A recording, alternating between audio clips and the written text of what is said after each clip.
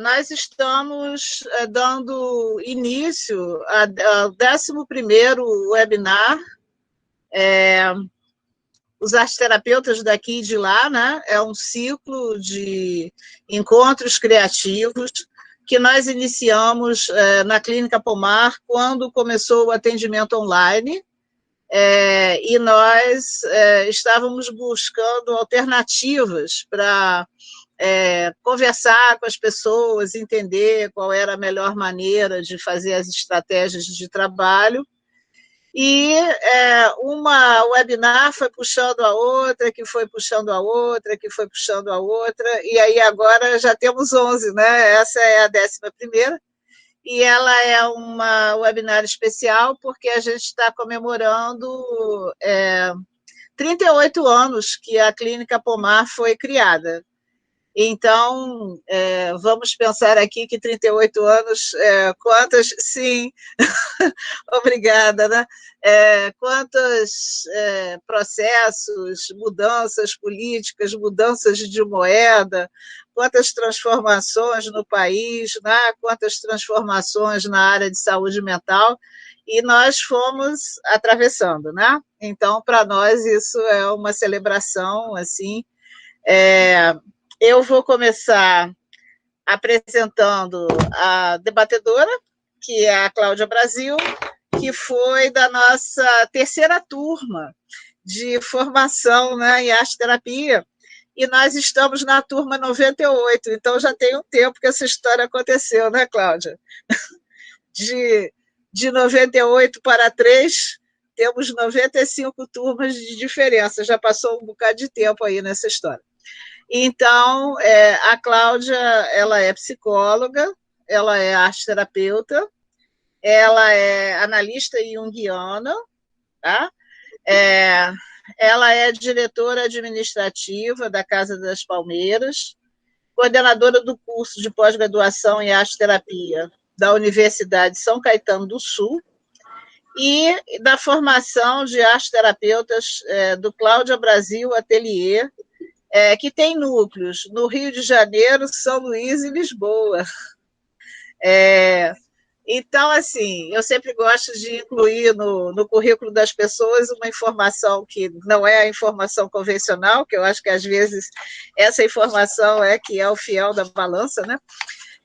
Então, a Cláudia, como diretora da Casa das Palmeiras, ela veio se empenhando nos últimos tempos para fazer uma rede, né, de sustentação de pessoas que trabalham com artes, arte-terapeutas, analistas junguianos, para, de alguma maneira, fortalecer, né, o trabalho que tem tanto mérito, né, o trabalho da doutora Anise, e mesmo de Portugal, tem continuado, né, a dar esse suporte, e realmente acho que Cláudia tem essa característica de tecer redes, né? Ela vai articulando pessoas, tecendo redes, formando grupos, e isso é muito importante, né, para o fortalecimento da nossa profissão, né?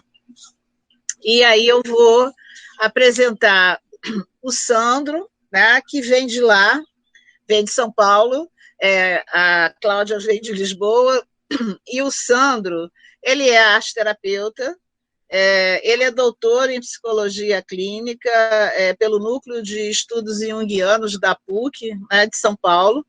Ele é docente nos cursos de graduação em artes visuais e musicoterapia da FMU, e coordenador do curso de especialização em arte-terapia analítica e dos cursos de educação da FMU também.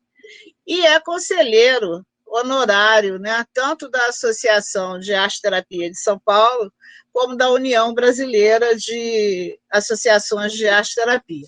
Isso significa que ele tem uma prática antiga e consistente, né?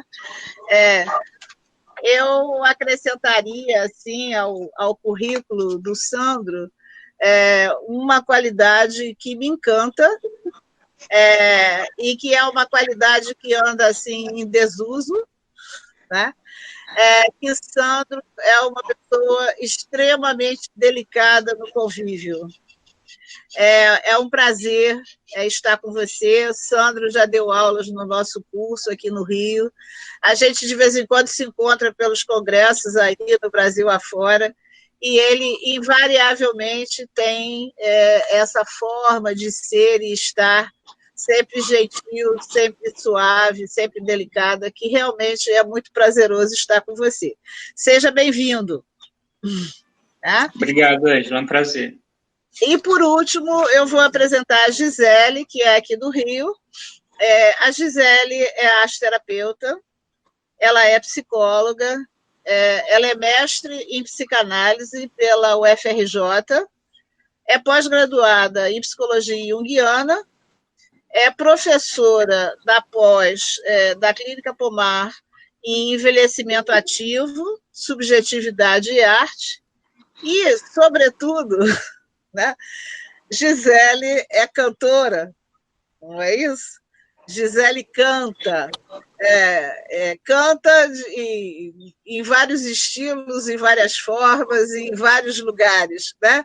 É uma cantora versátil, que vai do lírico ao barzinho, né? Para a alegria de quem escuta. Então, seja bem-vinda. Boa tarde, obrigada, Ângela. Eu vou passar para a Cláudia, que vai terminar as apresentações, né? Porque hoje, nessa webinar, nós somos 6, né? Então, Cláudia vai apresentar mais 3 pessoas para a gente fechar o ciclo das apresentações. Ora, pois, né? Então, como eu estou aqui do outro lado, em Lisboa, eu começo falando ora, pois, que é uma sonoridade portuguesa. Então, como a Ângela me apresentou, gostaria de agradecer essa apresentação. Depois eu falo mais um pouco sobre a minha trajetória na Pomar, que eu acho que eu sou uma das primeiras arteterapeutas, né, do Rio de Janeiro, formada pela Pomar, e eu me formei no ano de 1987. Imagina que tem muita gente aqui que está me ouvindo que nem nascido era. Então, a arteterapia no Rio de Janeiro tem, né, uma grande história. E claro que a Ângela Filippini, ela é a nossa pioneira, é a mãe da arteterapia no Brasil, e eu acho que uma do mundo também. E isso a gente fala sempre lá na ARGE, né? A Ângela é a mãe de todos. Mas a mãe de todos nesse sentido, de ter trazido para a gente essa experiência. Então, como eu estou falando da Ângela, eu vou apresentar a nossa anfitriã, com muito prazer e muito orgulho. A Ângela, ela é arteterapeuta, ela é psicóloga, diretora da Clínica Pomar de Arteterapia, diretora acadêmica da Associação de Arteterapeutas do Rio de Janeiro, mestre em criatividade pela Universidade de Santiago de Compostela, na Espanha, e doutora em ecologia social pela EICOS UFRJ. Mas, como eu já disse, né, a Ângela é a mãe de todas. A Ângela, eu acho que ela tem eu queria apresentar, como ela disse, né, é bom a gente apresentar o currículo, mas é bom também a gente apresentar a pessoa, como ela é, né, com uma característica muito forte, já que nós vamos falar da música, do som, dessa vibração sonora que a voz nos promove hoje, principalmente no Zoom, né, nessa experiência online. E a Ângela, ela tem uma característica que todos nós sabemos, que é a firmeza dela, né? Ela é uma pessoa firme. E se ela não fosse essa pessoa firme, que a voz dela impõe essa firmeza, essa segurança que ela passa para todos nós, ela não teria ido tão longe como ela foi, e como ela tem ido, né, tão longe em relação à arteterapia, aos cuidados que a arteterapia como ocupação exigiu esse tempo todo no Brasil e no mundo, e exige no mundo. E a Ângela é uma pessoa que é do mundo, por isso que ela deve ter criado esse espaço para a gente falar com os arteterapeutas daqui e dali, né, e de lá. Porque, de fato, a Ângela tem essa conexão e traz para o Brasil e para os arteterapeutas brasileiros essa possibilidade de se reinventar. E agora eu vou apresentar o meu grande amigo, ele é meu amigo pessoal, o André Lobão, e o André, ele é maranhense, ele é produtor cultural, arteterapeuta e professor do Cláudia Brasil Atelier. E se eu fosse falar do André, assim, qual é uma característica do André, né, que eu posso apresentá-lo também? Ele é cozinheiro, ele cozinha. E sabe o que é ser cozinheiro de uma cultura ancestral? É fazer muita alquimia. Então, o André é aquele homem que faz alquimia com tudo que ele pega. Tudo que o André põe para fazer, ele mistura e sai algo surpreendentemente criativo. Essa é a figura do André, né? O André é esse homem que sai pelo mundo afora, criando, inovando, inventando e cozinhando. E todos que forem ao Maranhão não podem deixar de visitar a cozinha ancestral, que é uma criação do André.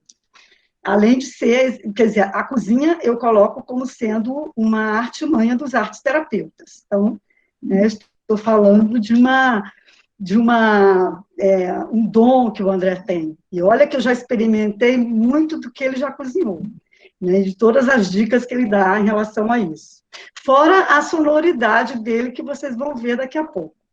Bom, e agora eu quero apresentar uma pessoa que eu conheci recentemente, mais de perto, que tivemos assim uma ligação muito forte, que é a Graciela Renê, e ela é arte-terapeuta, doutora em educação pela PUC do Rio Grande do Sul, ela tem pós-doutorado em arte-terapia, que ela fez em Madrid, e ela coordenou um curso de arte-terapia na Universidade de Passo Fundo, e depois ela se aposentou e mudou um pouco a vida dela. Agora ela trabalha em 4 lugares diferentes, dá aula em 3 universidades, 4 universidades, né, Graciela? Ela tem uma clínica, um espaço, mas o que me encantou na Graciela, no nosso bate-papo, é a forma como a Graciela foi passando pelo mundo, viajando por vários países e descobrindo a musicalidade desses lugares e descobrindo principalmente através da espiritualidade. Isso me encantou na Graciela, porque ela deve ter assim uma forma de ouvir através, né, da espiritualidade que é fantástica. E eu quero ainda depois, né, a gente vai continuar a nossa amizade, eu quero depois descobrir mais ainda sobre você, mas me encantou muito essa tua forma de viajar pelo mundo e descobrir sons. Então, agora eu vou passar a palavra para a Ângela, para a gente começar, né, Ângela, o bate-papo aqui, as nossas Sim. Perguntas e Obrigada. Vamos, então, começar, né? Esse assunto, ele é um assunto vasto, então eu vou abrir uma primeira trilha para a gente começar, né? Que é uma coisa que tem me chamado a atenção nesses últimos tempos do trabalho online, que é a necessidade que temos de fazer uma ativação sensorial muito cuidadosa, para manter o foco de atenção, a qualidade das atividades. E o som, ele pode ser um nosso aliado muito produtivo, ou ele pode ser um terrível adversário.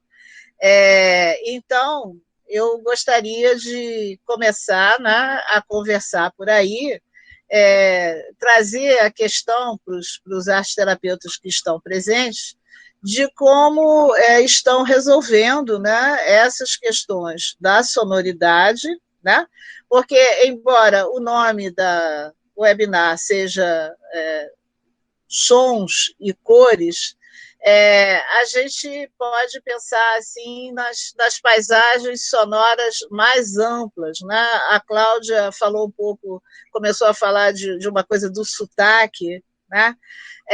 Então, essas minúcias das sonoridades, porque todos os ambientes onde a gente está tem vários panos de fundo sonoros, né? Várias camadas, e, às vezes, quando a gente estava no trabalho presencial, nem prestava tanta atenção assim.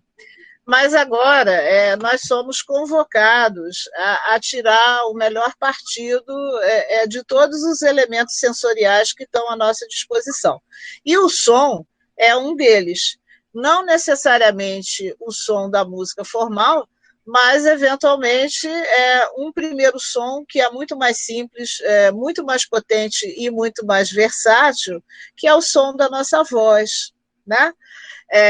E aí eu queria começar por aí, ouvindo, né, os arteterapeutas que estão presentes, como eles estão resolvendo, né, essas questões sonoras que podem chegar à música formal ou não, né? A gente vai chegar à música formal, mas, de verdade, sintam-se convidados a começar por onde for mais confortável para vocês. Tá? Aí eu te devolvo, Cláudia, para você fazer as perguntas, né, a cada um, e também para marcar o tempo, né, que é aquela função assim mais delicada, mas que precisa ser feita. Então, essa pergunta, né, da Ângela, assim, uma pergunta mais geral, e eu acho importante a gente ficar atento a isso, né, a como sai a voz, como sai o som nesse momento que a gente usa tanto o modelo online, como que o som, ele traz a emoção, ele traz a experiência. Outro dia eu passei por uma experiência assim, atendendo uma pessoa onde a internet dela estava caindo muito. E eu disse a ela, então tira o vídeo e deixa só o áudio. E foi uma experiência incrível, onde a gente pôde experimentar de fato como a voz ela traz uma carga afetiva, ela traz uma emoção, e por si só, isso já é o suficiente para a gente ter um material, né, para trabalhar dentro do nosso contexto arte terapêutico. E eu me lembrei hoje, foi muito engraçado, eu acordei hoje assim, muito animada, até mandei mensagem muito cedo para todo mundo, no grupo da ARGE, né, dando parabéns para a Pomar, porque aqui já era 10 horas da manhã, mas eu esqueço desse fuso horário, aí acordo todo mundo com as mensagens e tal. E eu me lembrei porque eu acordei cantando. E eu não costumo acordar cantando, até porque eu não tenho uma iniciação musical, e eu não sou uma pessoa assim... Até as pessoas mais íntimas da minha vida falam assim, ai, você não canta bem nem em banheiro, né? Assim, sempre criticam o som que eu libero quando canto. Então, eu não tenho, assim, uma voz para cantar, nem nada disso. Mas hoje eu acordei cantando e isso me chamou a atenção para uma coisa que o Carl Gustav Jung sempre dizia, né? Assim, quando você acorda com uma música na cabeça, ou quando você sonha com uma música na cabeça, essa música veio para te dizer alguma coisa. Então, a gente sabe disso, né? Que não necessariamente a gente precisa usar a música dentro do contexto terapêutico, mas a gente sabe que ela pode trazer informações simbólicas que vão ser importantes para aquele contexto. Então, eu queria passar a palavra para o Sandro poder falar um pouco sobre essa impressão que você tem, né, em relação aos sons dentro desse contexto arte terapêutico. Lembrando que cada um tem até 5 minutos para falar, tá bom? Sandro? Vamos lá. E você falou do som, eu quero eu faço uma prática, especialmente com os alunos, né, de pós-graduação, nem tanto com o paciente, né, que é usar não o som, né, mas é usar a letra da música, né, que entra aí também, quando a gente fala da música, você tem tanto a própria expressão musical, você tem a melodia, você tem o ritmo, você também tem o conteúdo, e a sua última fala, ela fala sobre isso, né, Cláudia? E, de fato, dá para trabalhar dentro desse universo. A arte terapêutica também pressupõe, né, o uso de recursos sonoro-musicais, né? Nem sempre nós usamos sempre música, mas muitas vezes os sons, né? Porque eles também despertam, né? Despertam. Eu já trabalhei com um paciente umas vezes no início de terapia, que eu usava um instrumento musical, né? Não sou músico, mas manipulava um instrumento musical para tirar dali sonoridades. Aquilo gerava imagens, a terapia começava dali, né? Então, tem pessoas que são muito responsivas a esses estímulos, né, sonoros, e a partir daí você cria imagens, né? Claro que a gente farte-terapia, eu especialmente vou muito para o campo da visualidade, né? Mas, e como você colocou aí, também entra para trabalhar o conteúdo. Eu tenho feito uma adaptação, né? Então, não aplico com paciente ainda, porque eu faço mais esses testes, né, com os alunos, que é uma adaptação do teste de associação de palavras do Jung, né, lá no comecinho do século XX, mas tendo como recurso, né, de palavra a letra da música, né? Porque é bem isso, aquela música que cola, né, aquela música que não sai da cabeça e que volta de vez em quando, né, ela retoma, tem conteúdo, e as minhas escolhas são muito relacionadas a questões inconscientes mesmo, afetivas, muito carregadas, muito potentes. Então, lançar um olhar, né? Então, para o arteterapeuta que não quer trabalhar com sons, por exemplo, que, como a Ângela falou, envolve muitas questões, especialmente nesse distanciamento, né? De como que chega isso lá e como que reverbera. Uma das possibilidades seria trabalhar, então, com conteúdo de letra, né? E estaria dentro desse contexto que nós estamos falando, né? É isso? Então, agora a gente podia ouvir a Graciela. Quer falar, Graciela, um pouco sobre essa primeira pergunta? Bom, eu fiquei pensando, né, no que a Ângela falou sobre o som como aliado e adversário. E eu tive as duas experiências, né, como aliado e como adversário. Como adversário, porque me dei conta que as plataformas que nós utilizamos para fazermos os atendimentos online, elas não reconhecem quando nós colocamos um CD em um aparelho de som, aí fica entrecortado. Eu não sei se algumas pessoas me falaram que é porque a plataforma reconhece isso como ruído e não como música. Então eu pensei em usar minha voz. E eu canto num coro faz 4 anos, não sou musicista, não sou cantora profissional, obviamente, mas eu penso que é possível nós utilizarmos a nossa voz sem pretensões. Então, por exemplo, se eu vou fazer um trabalho que vai envolver a infância e a vida, os primeiros anos de vida da pessoa, né, ou tratar da nossa criança interior, enfim, eu posso cantar uma canção de ninar.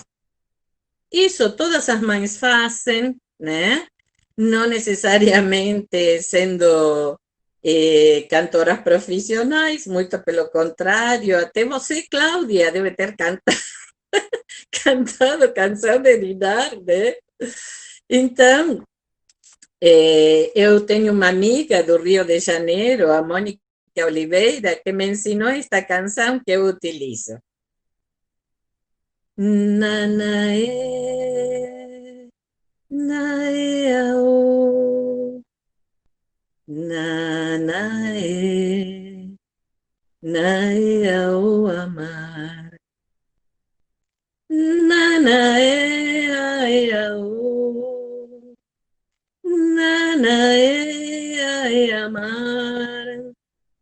Nanae, naeao amar.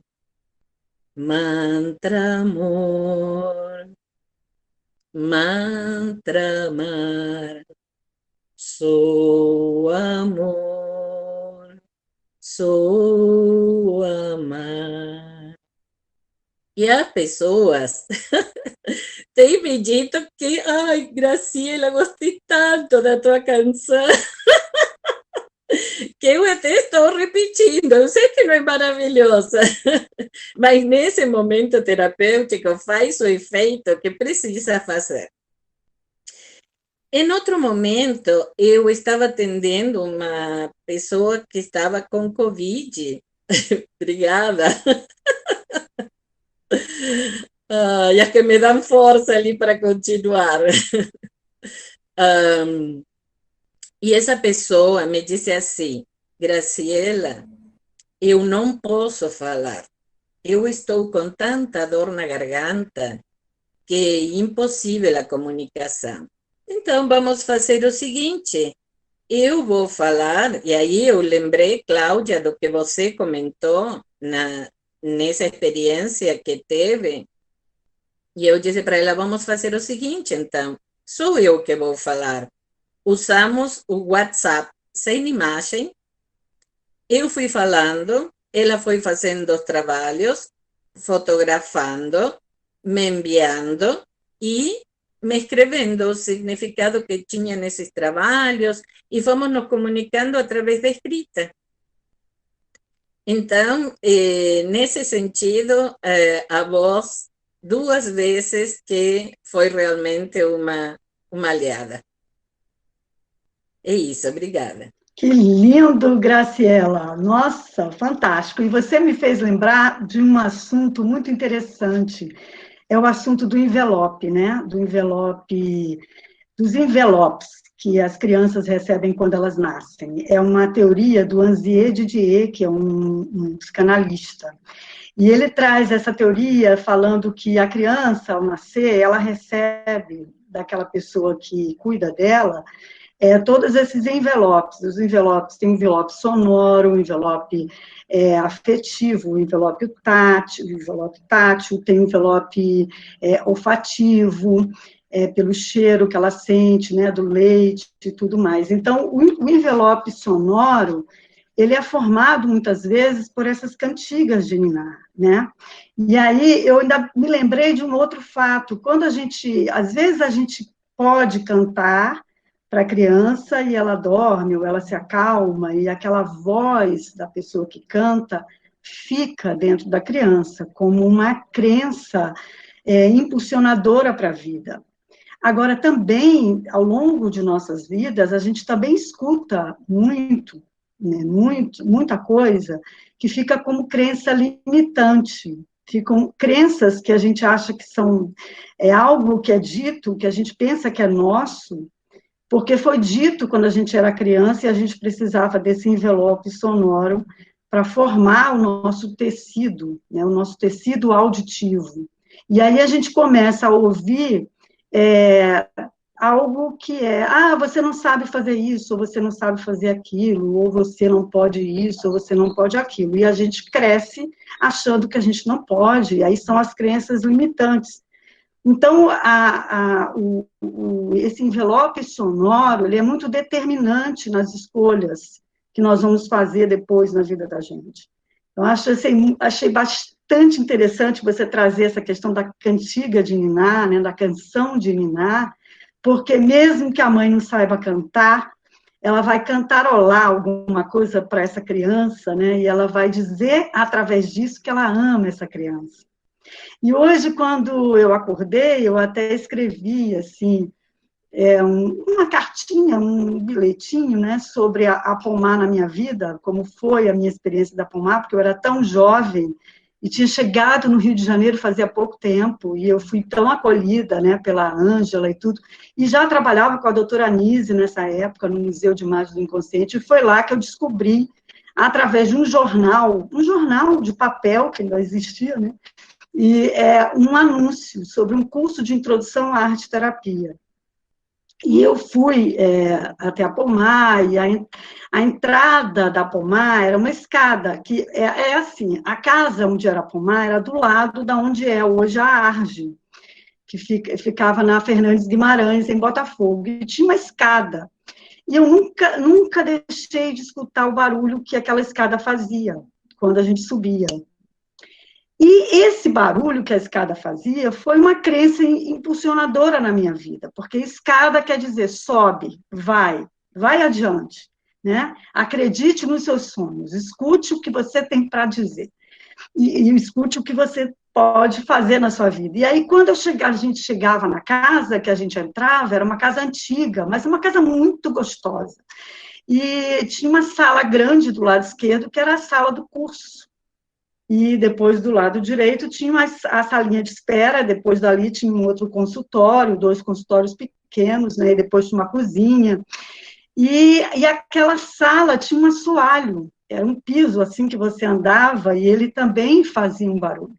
E esses barulhos soam em mim até hoje, porque esses barulhos, né, eles são os barulhos da crença impulsionante, da crença que diz, é isso, vai.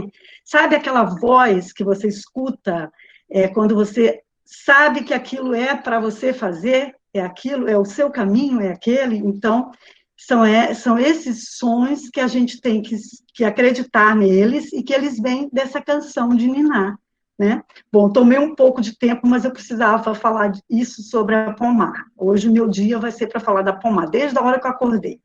Então, vocês não sabem que essa é uma das primeiras alunas, né? Afinal de contas, a gente tem que homenagear muito, porque também o tempo passa, a idade chega e a gente vai percebendo que os filhos cresceram. Eu vi a Ângela grávida, eu tive filhos, né? Então, é uma história, são muitas histórias que vêm junto com a criação da pomar.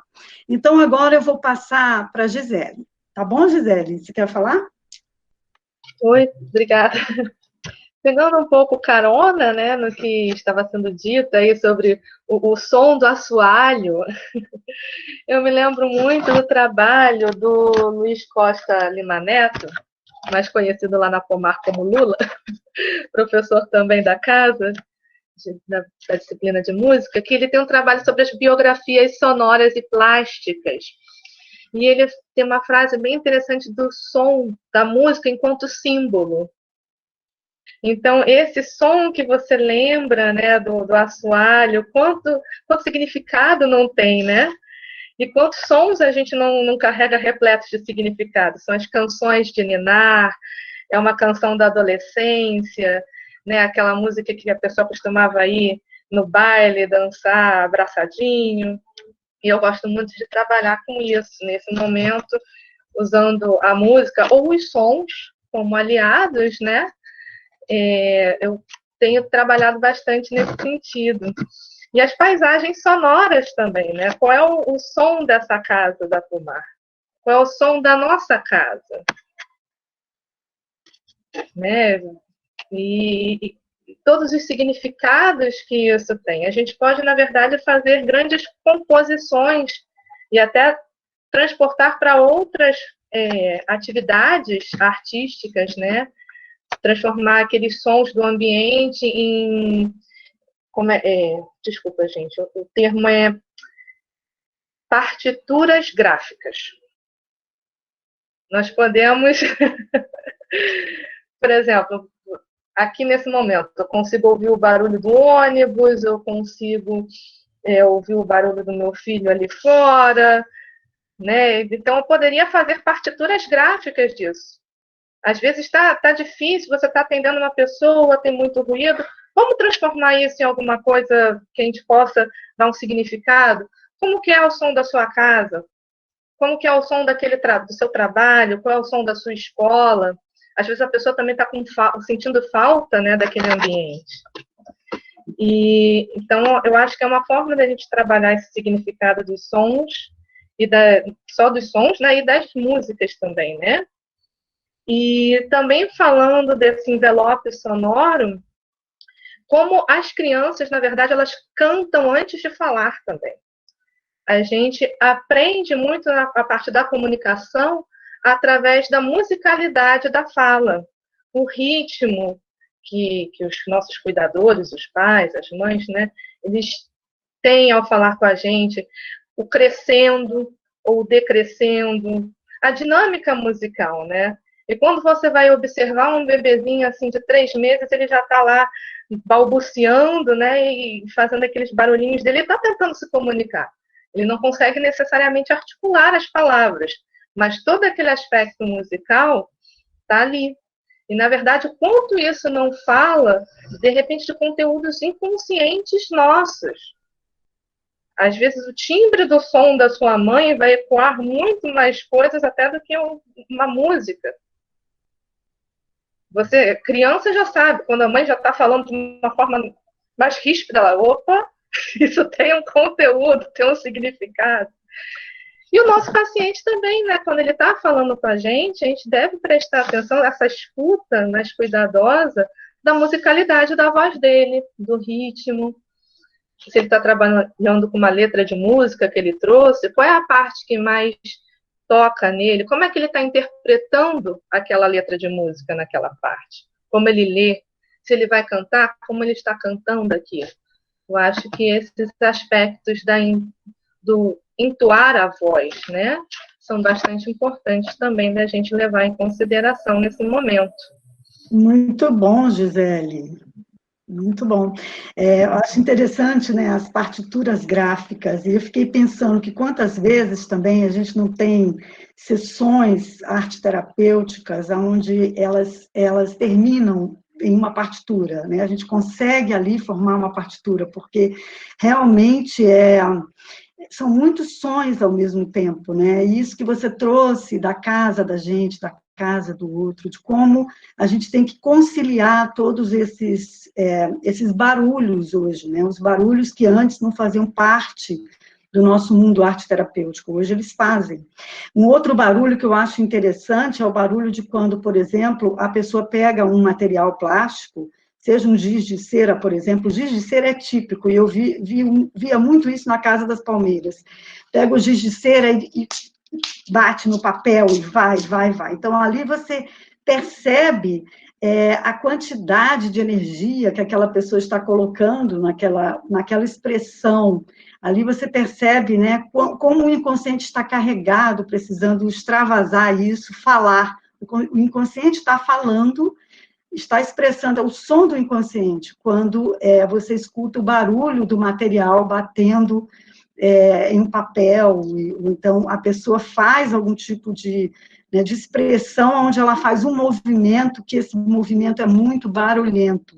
Então, esses barulhos, eles fazem sempre parte do nosso dia a dia como arte-terapeutas, mesmo online, né? Eu vejo isso, eu vejo a dificuldade, às vezes, que a pessoa tem de silenciar para escutar a si mesmo, porque os barulhos estão por toda parte naquele ambiente em que ela se encontra fazendo a atividade dela de terapia.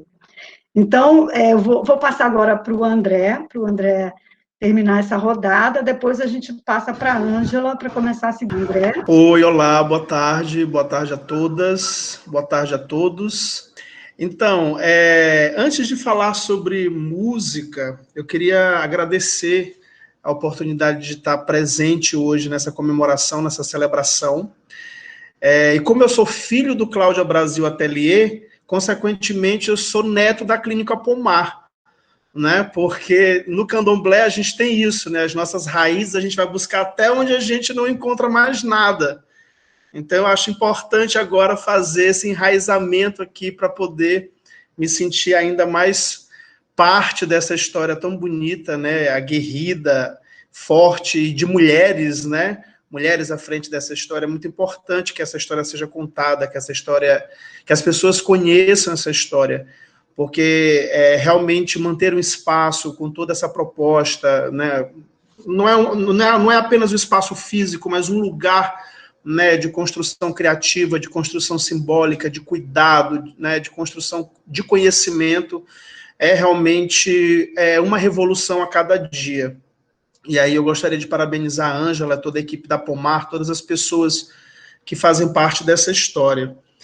Bom, sobre música, eu como um bom nordestino, eu sou muito musical, né? E como um bom maranhense, então, aqui ainda, eu costumo dizer que em São Luís, por sermos uma ilha, nada aqui chega por acaso e também nada sai por acaso. Ou você vem ou você não vem, ninguém passa por aqui. Né? Aqui é final de rota. Você não vai encontrar São Luís como conexão para lugar nenhum numa companhia aérea. Ou você vem ou você não vem. Então, isso também faz com que as coisas se mantenham vivas e vibrantes no cotidiano da cidade. E a cultura popular é uma delas. Né? A cultura popular está muito presente, com uma diversidade musical incrível, na rua, no cotidiano, na porta de casa, né? No dia a dia, no centro histórico. Mas eu vou falar isso daqui a pouco, sobre cultura popular.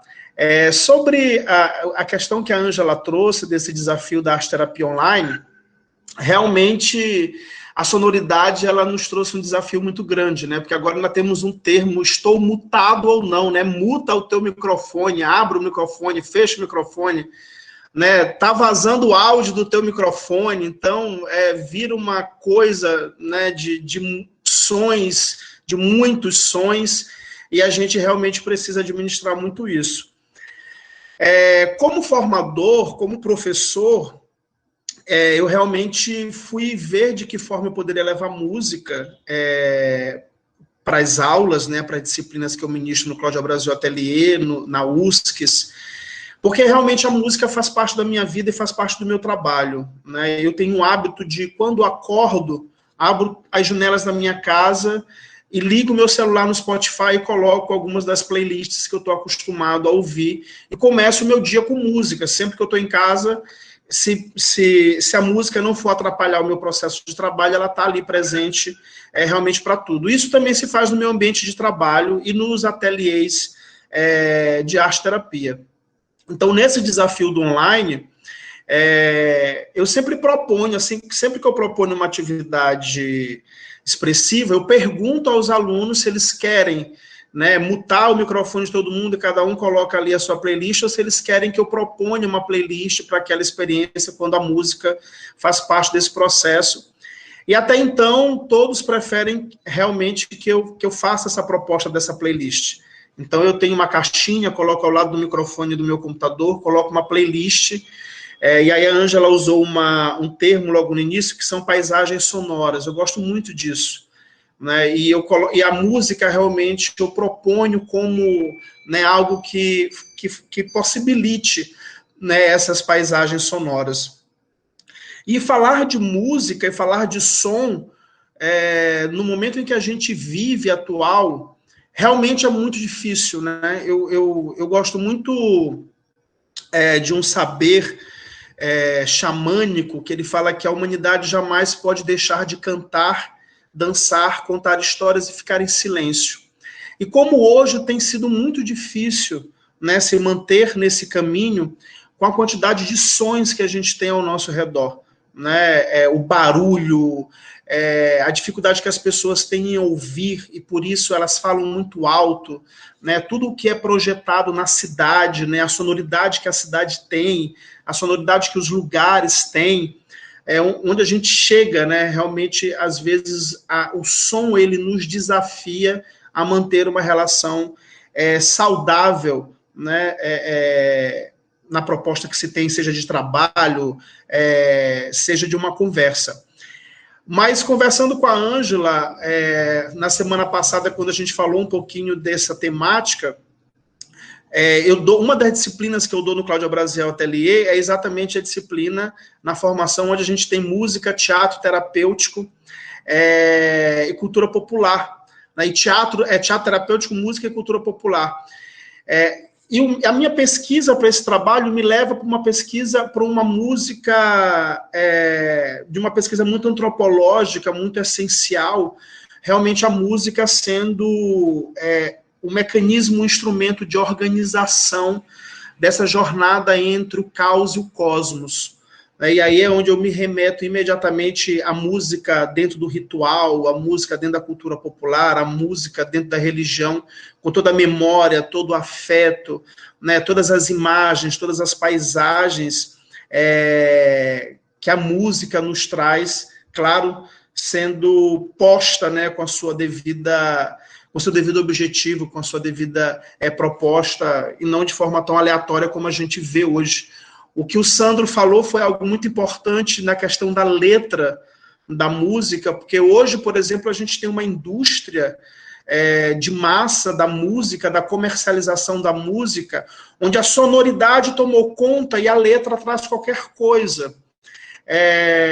E o quanto muitas letras nos violentam, né? E o quanto a gente repete isso de forma extremamente inconsciente, e faz com que aquilo se torne uma mensagem verdadeira, um discurso, né, uma bandeira, e olha só o perigo que existe nesse espaço, a música sendo um objeto catalisador de sentidos, catalisador de mensagens, né, e com a força que tem de construir realmente discursos, né? Então, além da celebração de hoje, eu acho que não poderia ter tema tão importante para falar sobre a vida e a jornada de um lugar tão importante como a Pomar, como a música. Afinal de contas, a música é uma das expressões mais antigas que a gente tem, né, na existência. É através do som do coração que a gente começa a ter, né, os primeiros acordes sobre a nossa existência. Então é isso, para começar... É isso, devolvo a palavra para a Cláudia. Obrigado, Cláudia. Novamente a Ângela pelo convite. E a todos vocês que estão aqui com a gente hoje. André Lobão, demais. Adoro te ouvir, André. Você realmente, só a tua voz, né? Você e a Ângela, vocês dois têm uma voz, assim, né, que marca. Porque a voz é tão importante, né, gente? Como marca, como a gente escuta e fica para sempre. Então, às vezes, existem pessoas que são muito marcantes em nossas vidas porque escutamos algo daquela pessoa que foi inesquecível. Então, eu vou passar para a Ângela começar a segunda rodada. Vamos lá, Ângela? Quer falar alguma coisa? Vamos, obrigada. Quero. Eu quero, inclusive, transgredir. Agora estou querendo transgredir. A gente estava conversando, né, quando a gente estava se preparando para a transmissão, estava conversando com o Sandro, e a gente conversou sobre cordão umbilical sonoro, né, que os lacanianos falam, que é o som da voz da mãe que fica guardado, né, na memória. Mas acho que o relato de Cláudia, eu acho que atualizou o conceito do cordão umbilical sonoro, porque determinadas reminiscências, né, elas funcionam como um cordão umbilical. Tem uma coisa que me chama muita atenção, né, nessa questão das paisagens sonoras, que é a prosódia, né? A prosódia é a musicalidade de cada língua. E as pessoas que não são brasileiras dizem que a nossa língua, o português do Brasil, tem uma sonoridade muito interessante. A gente perde um pouco porque a gente está mergulhado dentro dessa sonoridade, né? E eu, assim, para quem se interessa por esse assunto, tem um documentário lindo sobre sons, né, sobre sonoridades e palavras, que chama Palavra Encantada, que vai abordar o trabalho dos compositores aqui do Brasil, dos poetas, dos repetistas, do pessoal de rap, né? O pessoal de cordel. Todas essas pessoas fazem música com as palavras de uma maneira assim não convencional, né? E aí, tentando fazer o link ainda com o Sandro, né, com o que ele falou da questão dos sentidos, e o André também, muitas vezes o sentido mesmo, no contexto de significado, o que esta música significa, é também um cordão umbilical sonoro, né? E eu fiquei assim com muita curiosidade, né? Eu não vou guardar a curiosidade, absolutamente.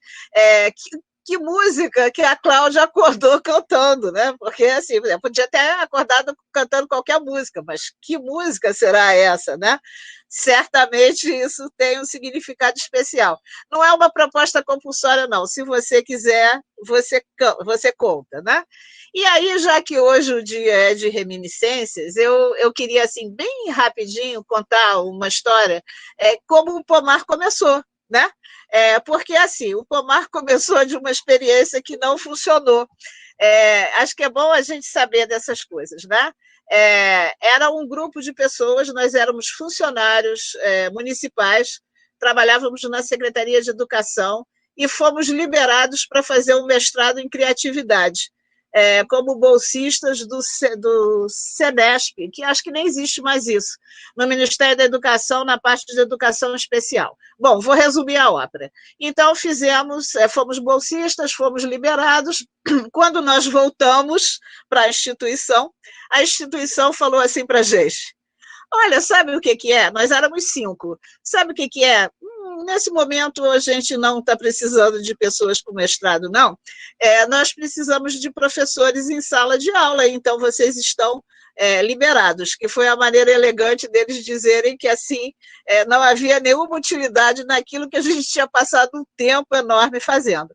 E aí nós resolvemos criar o Pomar para poder aplicar o que a gente tinha aprendido no mestrado, senão a gente ia ficar muito frustrado, né? Muito decepcionado. Então, foi assim que começou. Um lugar, porque o mestrado era em criatividade, e aí a gente abriu um lugar para aplicar as coisas de criatividade. Então, por causa disso, eu queria fazer um convite para as pessoas com um cordão umbilical sonoro que me veio à mente, que tem a ver com isso. E, assim, é uma transgressão, realmente, porque vocês vão... Quem se sentir convidado vai precisar abrir o microfone, depois vai ter que fechar, né? E aí eu vou colocar um som, né? Um cordão umbilical que tem a ver com isso que eu acabei de contar.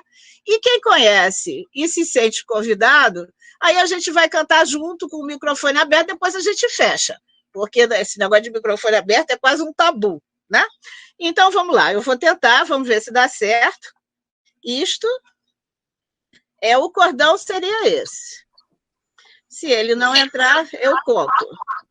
Espera aí, só um instantinho. Eu vou... Vamos embora, que esperar não é saber.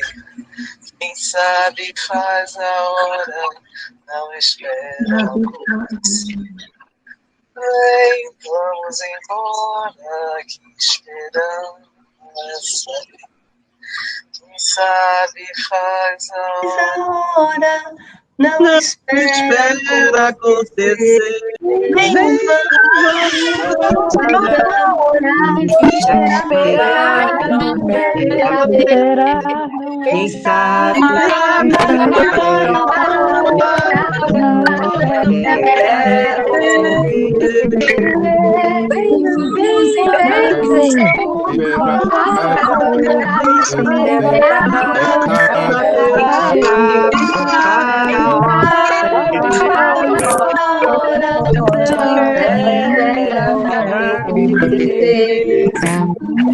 É isso.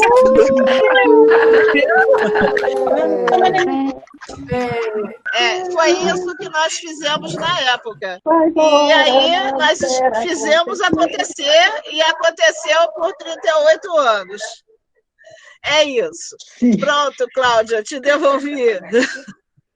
Ok, obrigada. Muito bom, Ângela. E eu, quando entrei no Pomar, ainda tinha um resquício desse momento, dessa tensão. Ainda existia lá uma tensão sobre isso, né? Sobre esse início, que tinha sido um início, que aí depois a Ângela teve que levar sozinha, porque era para ser, né? Se fosse um Jung falando, ele ia dizer. É porque as coisas são assim, né? O destino, a nossa jornada, a nossa individuação, ela não vem por um caminho certinho, né? Sempre vem por atalhos, cortes, e aí as coisas vão acontecendo. Mas quando tem que acontecer, acontece mesmo, porque é o caminho. Então, a Ângela, ela tinha que ser a introdutora da arte-terapia no Brasil, ela tinha que ser essa pessoa que revolucionou a forma como se trabalha a arte-terapia no Brasil, né? Então, acho que tudo isso a gente deve à Ângela e deve a Pomar, o caminho que a Pomar fez. Eu também queria dizer que eu tive excelentes professores na Pomar, além da Ângela, na época, tinha o Marco Antônio, tinha também uma professora que era italiana, a Eva, e foram experiências muito, muito bonitas, muito lindas, iniciando, era um processo inicial da arte-terapia, a gente não tinha o que tem hoje, a quantidade de livros, a quantidade de experiências sonoras, né, de estar assim num ambiente onde você conhece tanta gente que faz arte-terapia e troca. Era um início ainda muito árido, que a Ângela tinha que trazer tudo de fora. E então, realmente, ela hoje está de parabéns, né? 38 anos é muita coisa. Mais uma vez, parabéns para você, Ângela. Então, agora a gente vai começar a segunda rodada, e eu vou chamar o Sandro novamente, vou fazer uma pergunta para o Sandro, para ele responder para a gente, tá, Sandro? Pode ser?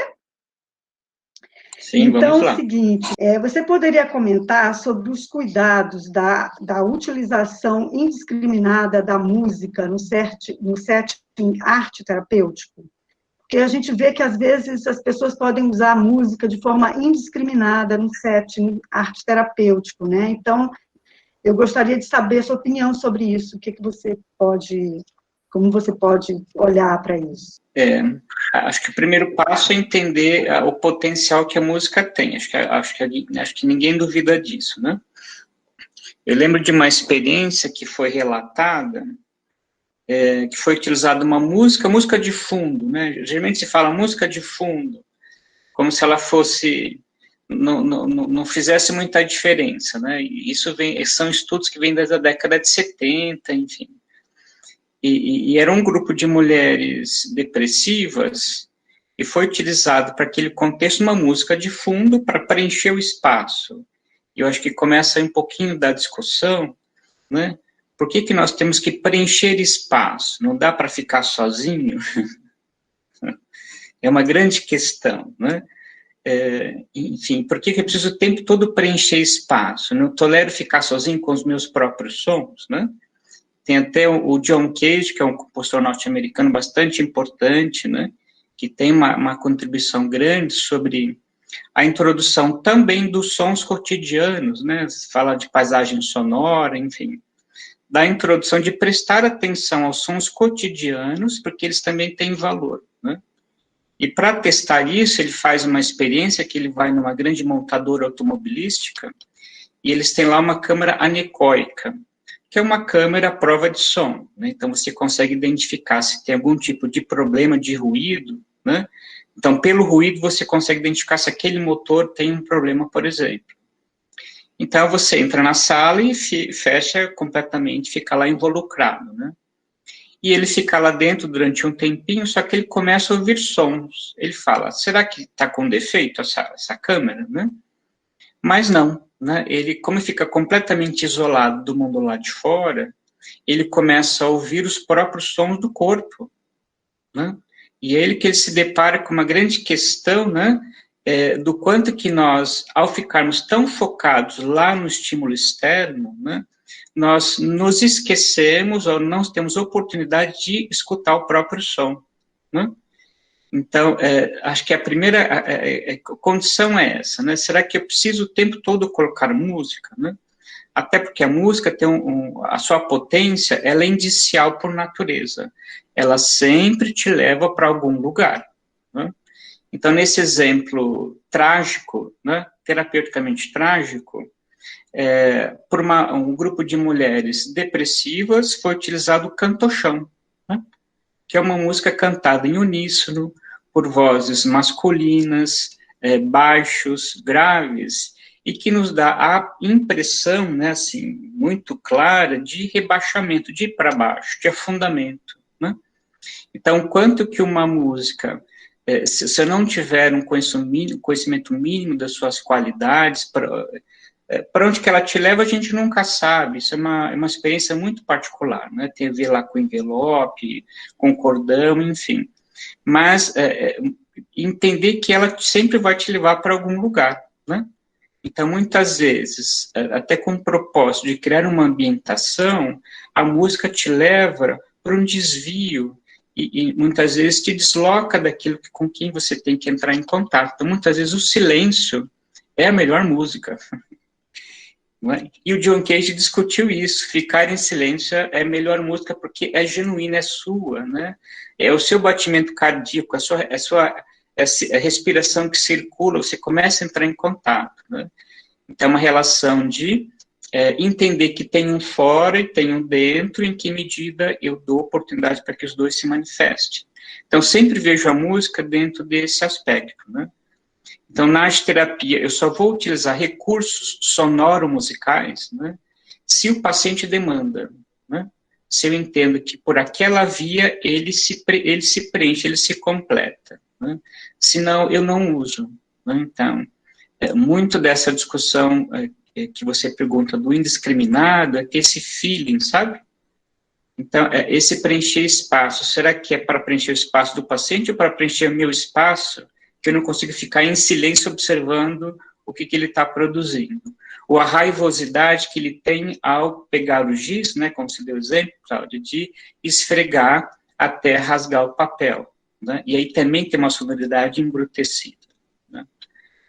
Você me perguntou isso, eu fiquei pensando nessas coisas, tá bom? Muito bom, Sandro, muito bom. E, assim, eu acho interessante, né, você trazer essa questão, porque essa questão de que, às vezes, a gente precisa ocupar espaços que não precisam ser ocupados, né, aquele espaço tem que estar vazio.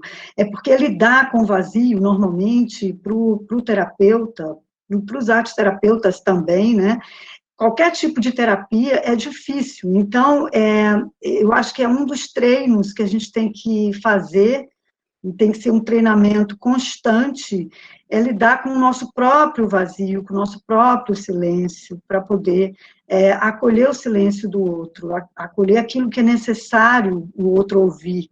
Também, eu acho que entra nessa sua perspectiva, falar algo que não se deve falar também, ou falar na hora errada, né? E aí eu lembro da doutora Anísia da Silveira, que ela sempre dizia, deixa a pessoa produzir, você não precisa dizer nada, deixa ela produzir. A produção, a imagem que vai surgir já diz muito. O terapeuta está ali só como um suporte para conter, né? Nós vamos dar o continente, vamos dar o espaço necessário para aquela criação, para aquela criação surja. Então é isso, muito obrigada, muito obrigada. E agora eu vou passar para o André, e eu esqueci de falar uma coisa do André que eu preciso falar, gente, ele é uma história maravilhoso. Eu esqueci de comentar isso, eu queria só rever, André, eu esqueci de dizer que você, além de ser produtor cultural, arte-terapeuta, também é um contador de história, e cozinheiro é contador de história também. Então, ok, André, vai lá. Ah, sim, deixa eu te fazer a pergunta, espera. Essa tua pergunta eu achei fantástica, olha só. Como o candomblé e a cultura popular influenciaram o uso da música na arte-terapia, na sua arte-terapia, na forma como você trabalha a arte-terapia. Sim, eu queria saber das influências suas, né, do candomblé e da cultura popular. Qual é a influência do teu trabalho como arte-terapeuta? Então, da cultura popular, eu começo ainda muito pequeno pela influência da minha própria família. A minha mãe tem um papel fundamental nesse processo, porque a minha mãe, ela sempre foi a mãe e a tia que reunia todas as crianças da família para brincar de cantigas de roda, as brincadeiras de roda. Né? Então, o meu repertório de cantigas de roda, ele é essencialmente dessa memória que eu tenho das brincadeiras com os meus primos. E a minha mãe sempre ali, presente, puxando tudo isso. E aconteceu algo muito interessante com a questão da cantiga de roda, que tem a ver com o meu trabalho como contador de histórias, que é um episódio muito engraçado, inclusive, mas que me trouxe um aprendizado incrível. E eu me lembrei exatamente na fala do Sandro, quando ele estava falando, não me lembro exatamente qual foi a palavra que ele usou que me trouxe essa conexão, mas uma vez eu fiz um trabalho de contação de histórias em uma escola aqui em São Luís, eram para crianças muito pequenas, crianças de 2, 3 anos, e eu uso, dependendo da ocasião, eu uso, no início do meu contador, eu uso os pregões, que é um grito, né, dos pregoeiros, que são os vendedores de rua, e isso é muito presente no Maranhão, é muito presente em São Luís, que é o vendedor de pamonha, que é o vendedor de ideal, cuscuz, o sorveteiro, que vende sorvete de coco. Então, o meu contador de histórias, ele sempre vem de algum lugar, e eu surgia com esses pregões, né? Então, eu gritava de longe, pamonha, pamonha, sorvete de coco, e tocando um sino. Quando eu dei os 3 primeiros pregões, essas crianças simplesmente começaram a chorar de uma forma desesperadora. E não eram 2 ou 3 crianças, eram 15 crianças de 2, 3 anos, a maioria delas chorando no braço das professoras, provavelmente pelo barulho que isso ocasionou a elas, e aquilo me paralisou. Eu fiquei alguns segundos sem saber o que fazer. E eu uso um sino como um dos instrumentos do meu contador de histórias, e tocando o sino, eu intuitivamente trouxe uma cantiga de roda, né? E aí eu comecei: se essa rua fosse minha, e fui entrando, e eu senti que eles foram acalmando, e foram sendo acalentados, né, acomodados, e aquilo me causou, sabe, me mobilizou sobre o poder da cantiga de roda. E hoje as cantigas de roda são uma das ferramentas que eu uso dentro dos ateliês arte terapêuticos. Eu trabalhei durante 7 anos na área do envelhecimento, em 2 clínicas de gerontologia, e a música, definitivamente, com grupos de idosos, ela é um recurso fenomenal, porque ela realmente traz memórias ali, ela quebra couraças, ela ultrapassa barreiras, quebra muros, né? E a cantiga de roda, ela foi uma ferramenta riquíssima nesse trabalho com a gerontologia. Eu tinha grupos de clientes com diagnóstico de Alzheimer, Parkinson. Então eu tinha uma cliente que ela não tinha muito movimento, muita expressão durante a presença dela no ateliê. Ela usava uma sonda e ela ficava ali parada, olhando num ponto fixo. E quando eu comecei a cantar, em uma das experiências que a gente teve, eu comecei: Terezinha de Jesus deu um tombo e foi ao chão. Pela primeira vez ela se manifestou e começou a cantar essa música junto comigo e junto com o grupo das pessoas, e foi até o final.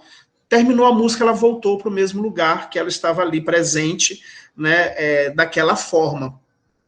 Então, a cantiga de roda, e aí eu tenho algumas leituras sobre isso, né, porque aqui eu faço formação de educadores sociais, eu uso a cantiga de roda como ferramenta no espaço de educação, né, trazendo uma abordagem do espaço de educação como espaço de criação.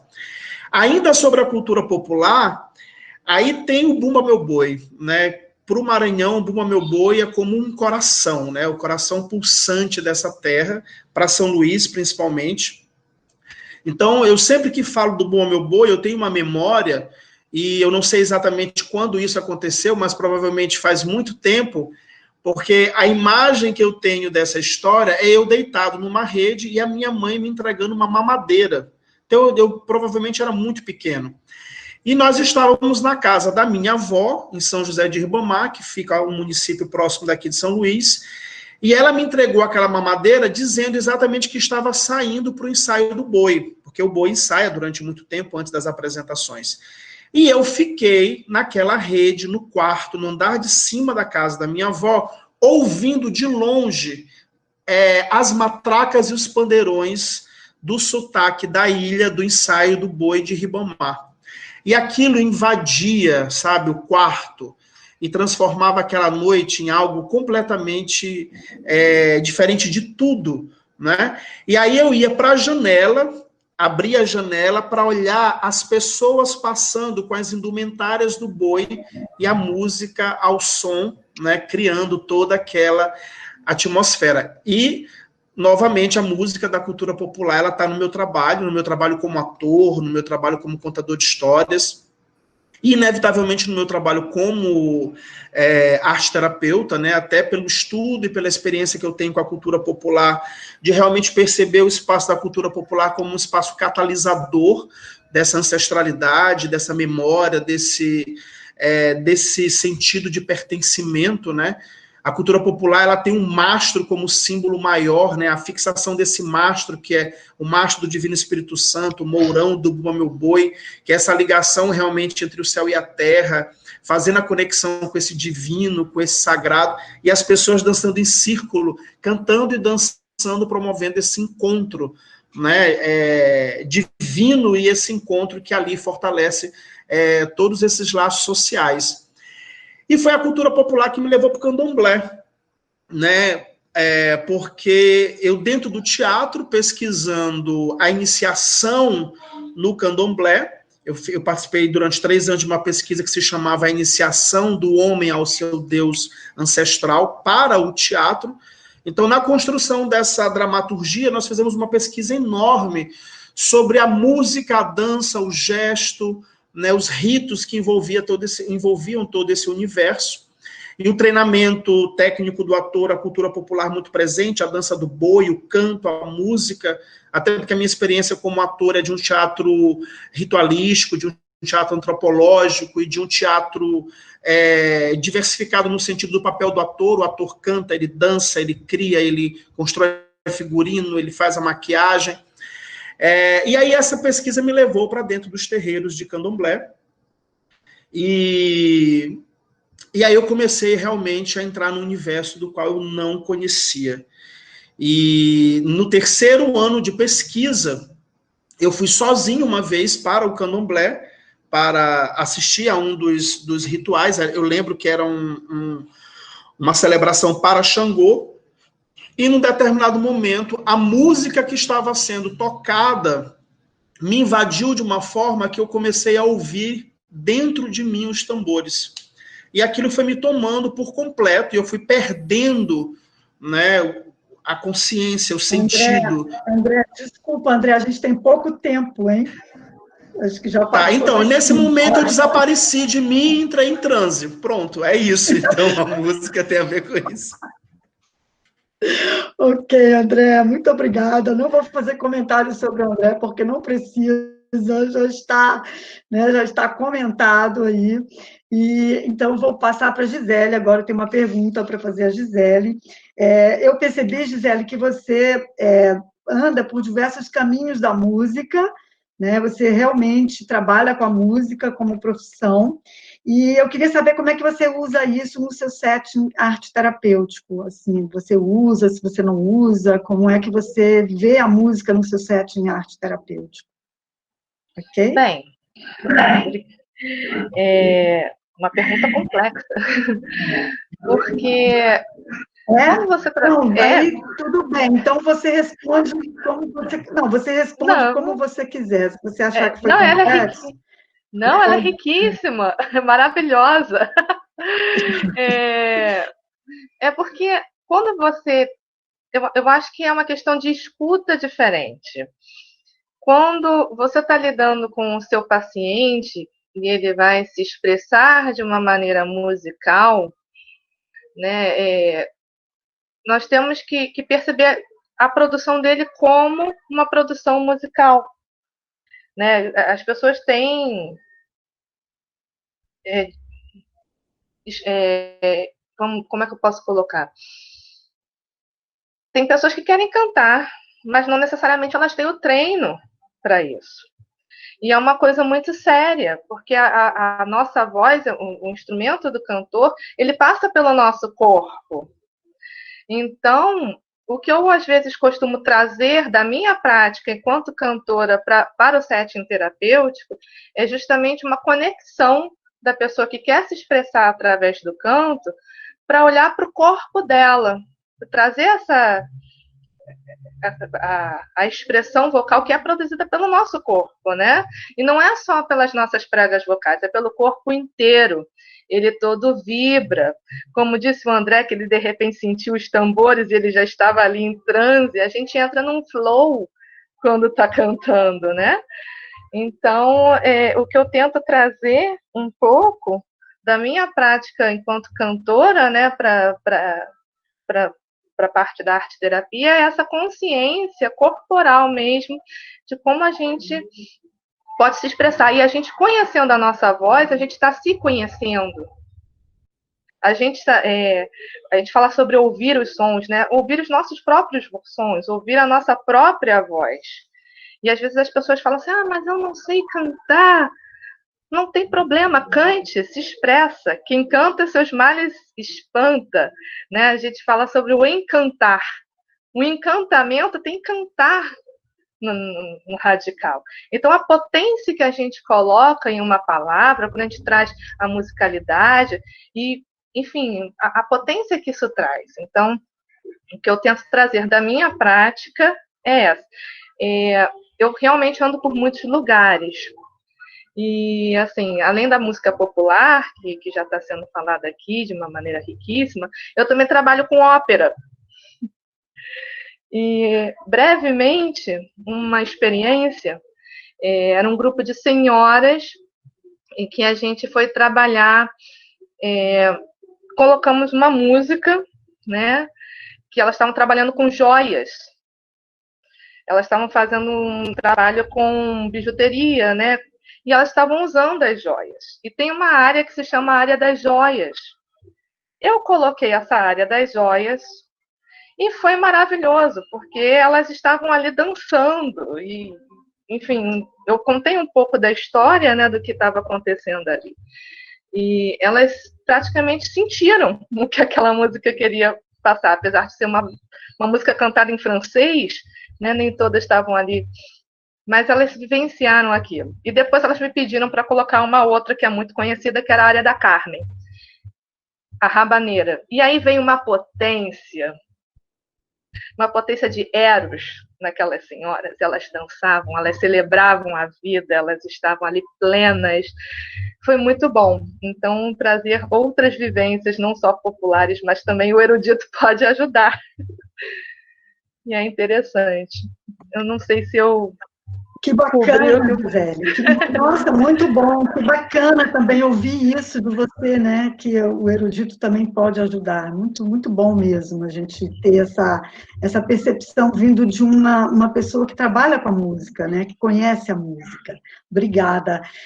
Agora a gente vai passar para a Graciela e a gente tem, assim, pouco tempo, tá, Graciela? A gente vai ter que reduzir um pouquinho aí para poder dar... para a gente fazer as considerações finais depois. Então, Graciela, eu queria saber como as suas viagens, porque você é uma mulher muito viajada, você viajou, né, bastante, descobriu muitos sonhos a partir dessas viagens, como que isso influencia no seu modo de trabalhar a música na arte-terapia, os sons na arte-terapia? Gostaria de retomar um pouco a fala dos colegas e resgatar a importância do silêncio, da escuta dos sons que há no entorno, dos sons que há no próprio corpo, dos sons que lembramos. E nessas muitas viagens que eu fiz a diferentes lugares, só vou falar de uma, que foi a que foi mais significativa, que foi uma ida para mim à Índia. Eu estive em Dharamsala, que é considerado o pequeno Tibete, onde estão exilados os tibetanos. E nesse lugar eu fiz uma oficina de arte-terapia como voluntária para os exilados do Tibete. Então eu entrei em contato com alguns instrumentos, como este aqui, que é o sino tibetano, con tichas. Son instrumentos que son utilizados mucho en los rituales. Después entré en contacto con los pins. Y en cuanto estaba en la India y en Dharamsala, yo hice un curso de Reiki. Eso que es un Reiki indiano, no es un Reiki japonés. Y en ese Reiki son cantados para cada uno de los chakras o mantras, começando de baixo para cima, nos 7 principais: Om Lam, Om Vam, Om Ram, Om Yam, Om Ham e Om.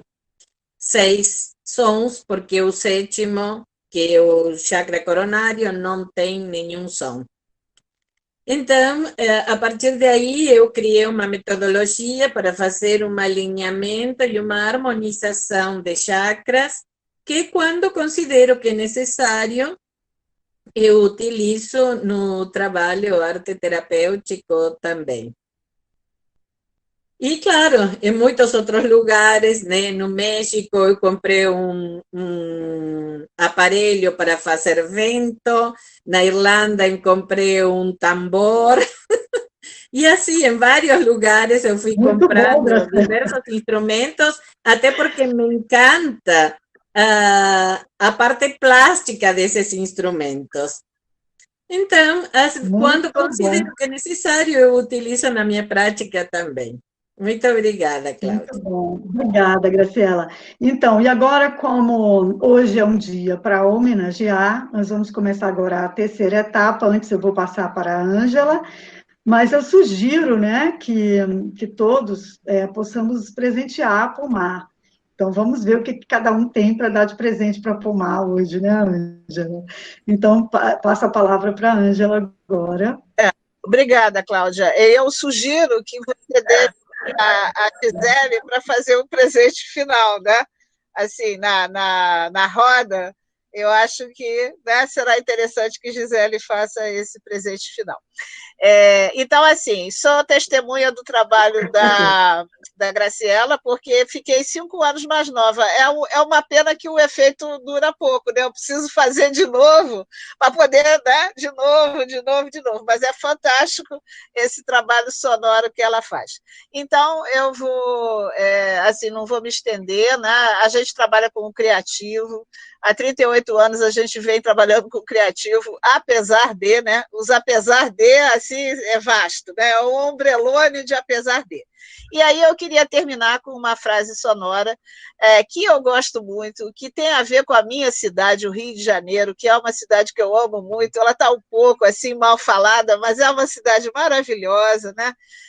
Que é de um samba enredo antigo, e é só um pedacinho, que diz assim: liberdade, liberdade, abre as asas sobre nós. Vamos ficar com isso. É sua, Cláudia, pode passar adiante.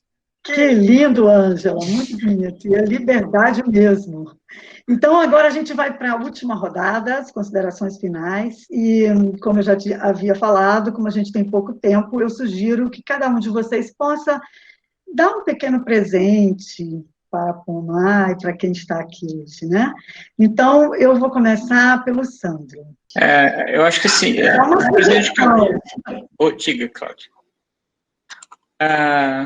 Acho que é agradecimento, né? Agradecer por essa roda, né? Foi até interessante quando a Ângela colocou lá a música, né? E as pessoas começaram a cantar, começou a pipocar gente, sabe? Então, gente que não estava aparecendo começou a aparecer, foi bem interessante. Eu acho que é isso, né? Quando a gente toca lá com a música, com os sons, enfim, aquela partícula, né? Como Jung diria, a centelha, ela se inflama, né? E foi bem isso que eu vi visualmente com aquela experiência da Ângela. Então, obrigado pela oportunidade, isso daí. Que venham mais centelhas, né? Muito bonito, Sandro. Graciela, e você? Eu também quero agradecer, parabenizar por essa linda trajetória e dizer para essa grande mãe que nós somos filhos, netos, bisnetos, tarataranetos, de alguma forma todos temos alguma parte de nós que tem a ver com a Ângela. E falando em grandes mães, então, eu estou fazendo um curso de preces e cantos nativos com Daniel Nancay. Então, eu vou cantar um pedacinho de uma tara verde que sei que a Ângela gosta bastante. Om tare, tu tare, tu re soha. Parabéns, Graciela, muito bom. André, agora eu vou passar para você, se você tem algum presente para dar para todos aqui, e em especial para Pomar. Sim, eu vou compartilhar com vocês, então, um canto indígena, já que a gente está falando dessa mãe, né, dessa mãe criadora, cuidadosa, né, nessa representação da Pomar, eu vou fazer um canto indígena bem curtinho, que fala sobre as águas. Sente, oia, sente, oia, reina coruna, reina ro, reina coruna, reina ro. Sente,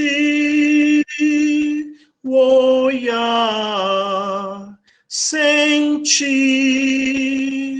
oia, reina coruna, reina ro, reina coruna, reina ro. Que lindo! Olha para ti aqui, olha, que eu trouxe para Portugal, olha. Não pude trazer o grande, mas eu trouxe o pequeno. Então, olha, para Pomar, uma coisa bem brasileira, vindo de Portugal, bem maranhense. Então, agora, obrigada, André. Agora é a nossa cantora Gisele. Para encerrar, gente, vai ser o encerramento. Eu queria primeiro agradecer a oportunidade de estar aqui, agradecer a Ângela, a Pomar, que me acolheu na minha formação como arte-terapeuta, na minha prática profissional enquanto professora. E vamos lá, eu preparei hoje para nós uma música do Villa Lobos, se chama Melodia Sentimental.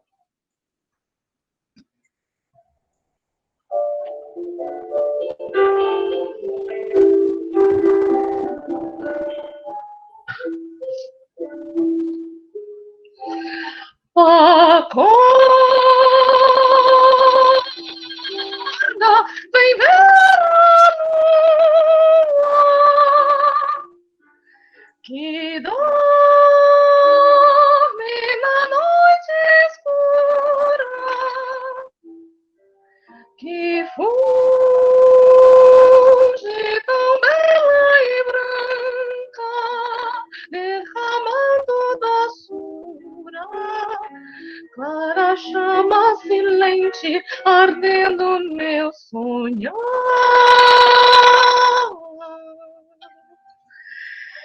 As asas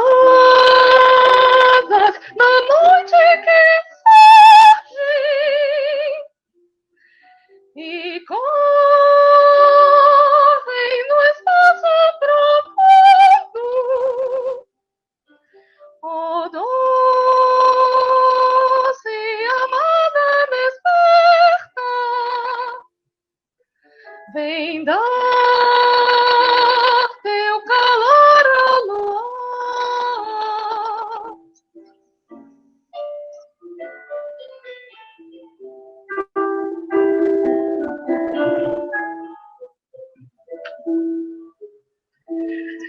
Quisera saber-te minha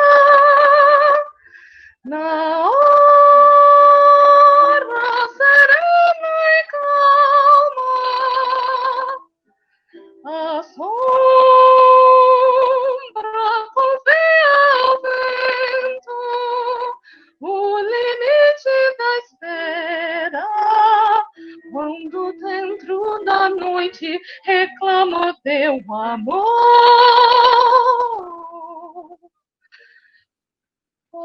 Acorda, vem olhar a lua que brilha na noite escura, querida, és linda e rica, sentir meu amor e sonhar.